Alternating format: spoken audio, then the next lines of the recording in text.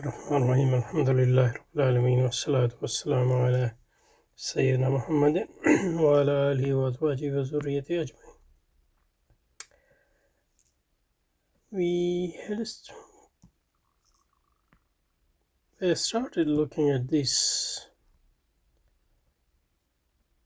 I'll just reread it in order to see and keep the continuity and also see if there's anything else we need to say.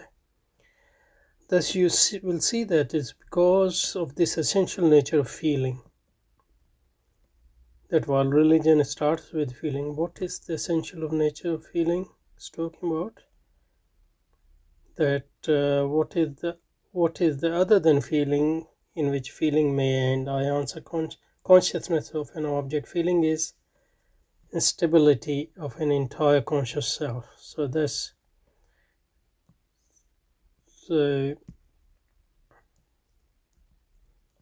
probably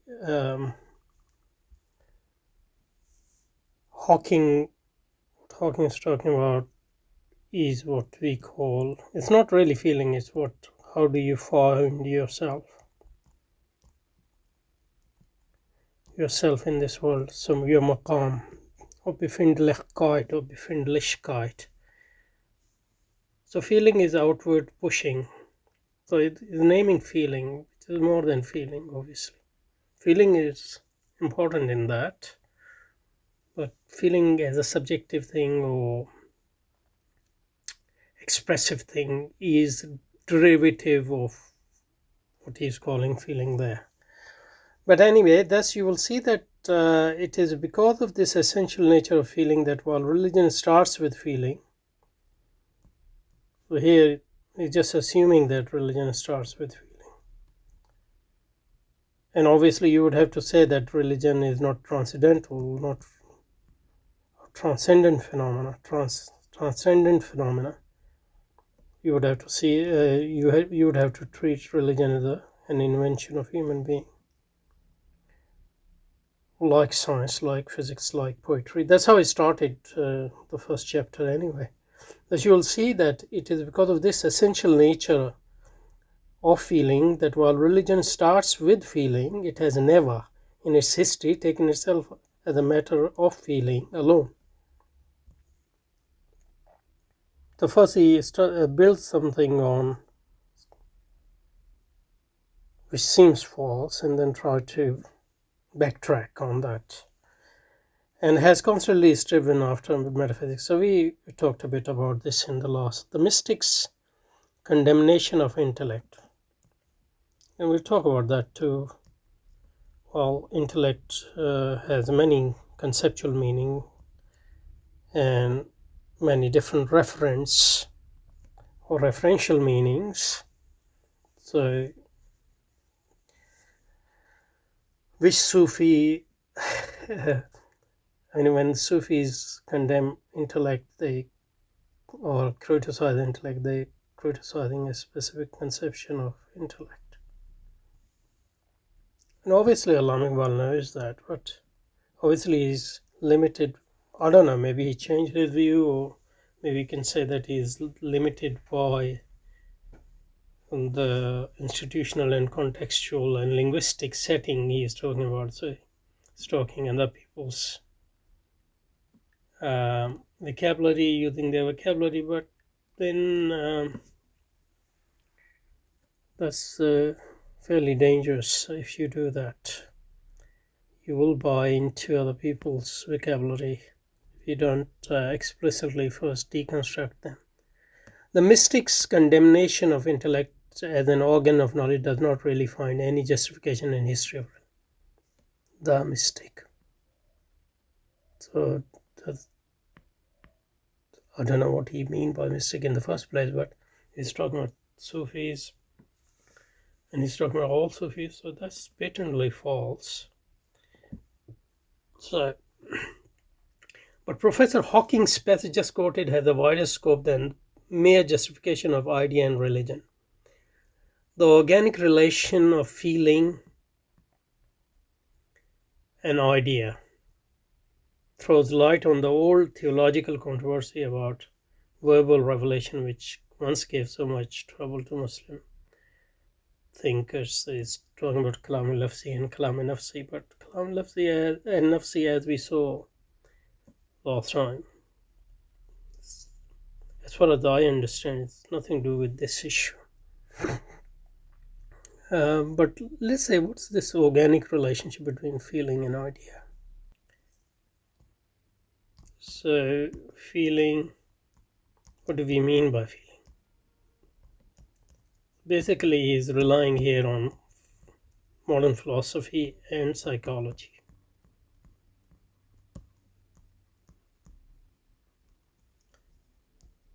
An idea, what do you mean by idea? Is it Hegelian idea or Lockean idea or Humean idea? What idea he's talking about? Or Platonic idea? And then you can talk about the relationship between idea and feeling. But what we learn from Hawking's passage is that what he's saying is that feeling, if you define it as, the state of your being or your maqam, it's not just subjective thing, but it is related to something outside your being. It is something which is related to an object, so to speak. So in that sense, he's saying feeling is as much related to an object as an idea is related to an object, but in a different way. That's what I'm understanding here. I think that's what he's saying. Let's read Hawking's passage again. So he's saying, what is that other than feeling in which feeling may end? I answer, this is Hawking, consciousness of an object. See, that's what I was thinking. Feeling is instability of an entire conscious self.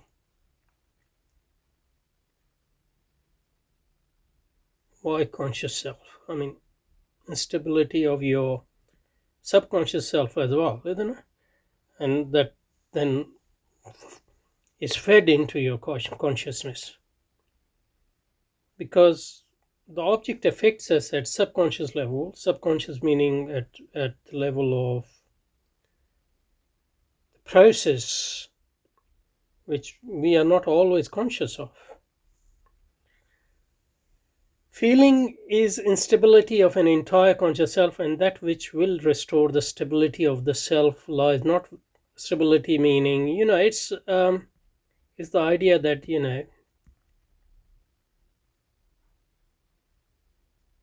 sometimes you don't feel right about things. In English we say, or you have premonition, for example.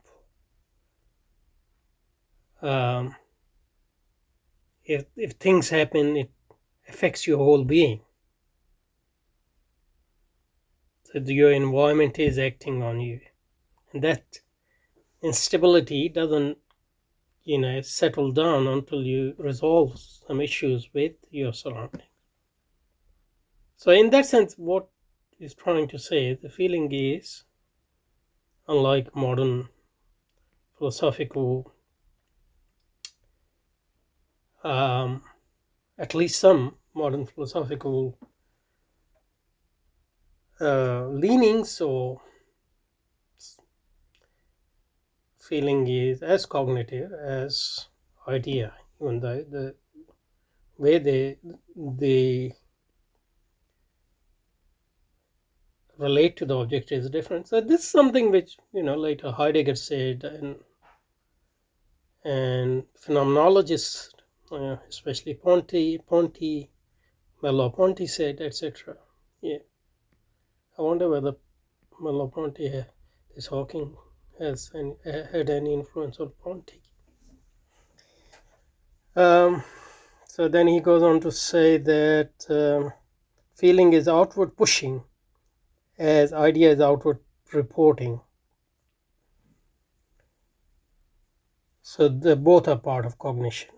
So idea, you mean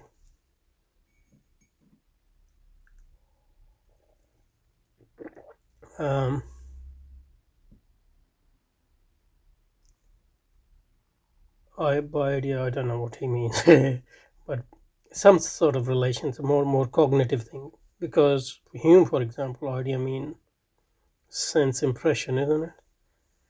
And those sort of impression, which and so probably he mean idea in that sense, in more empiricist tradition.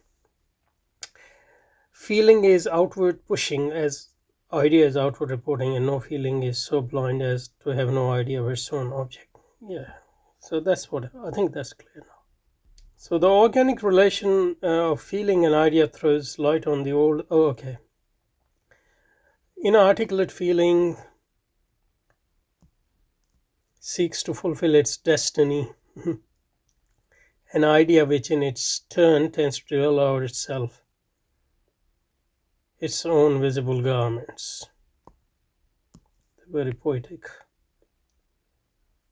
I mean, there's another way of saying that both feeling and ideas are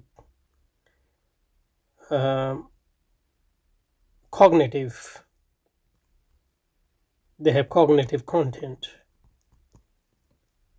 but their cognitive content and its relation to the object and its expression is different. That's what he's saying.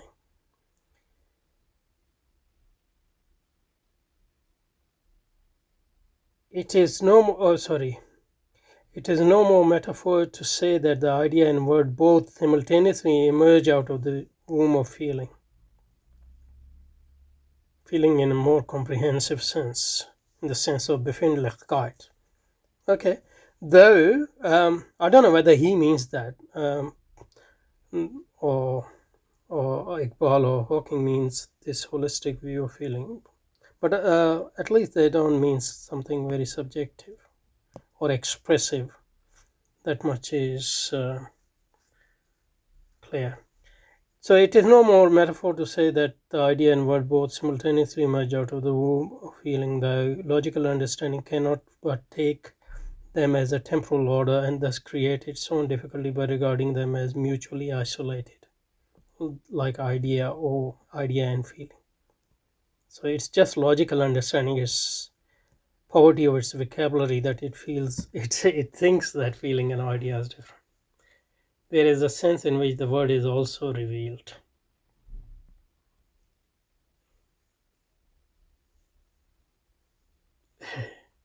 Like word is also related to feeling. So feeling and idea are organically related in the sense that they are different modes of knowing the reality. And what I am understanding here is the feeling is the primary mode on which a more objective way of knowing depends. And I think I will accept that. But from there, what Allama Iqbal is trying to prove is that what Allama Iqbal's interest here is this. So always trying to show that Islam can be understood and justified according to scientific standards. If we understand the scientific standards a bit more better than science and the modern epistemology and philosophy itself. So if religions are based on feeling, and if feeling is the basis of objective knowledge, then we can't say that religion is subjective. And we give objectivity to religion, and if it is objective, then we can rationally justify it or rationally defend it. I think that's what he's saying. But I mean, yeah, but the word feeling is not good. And the second thing is religion is transcendent for us. But maybe what he's saying is that since the modern mind doesn't accept transcendent definition of religion, we will act as if it is an human invention, for example. But then you have already given a lot of ground. So you are going to end up distorting your own view rather than defending it, which he has done in this chapter, as we've seen.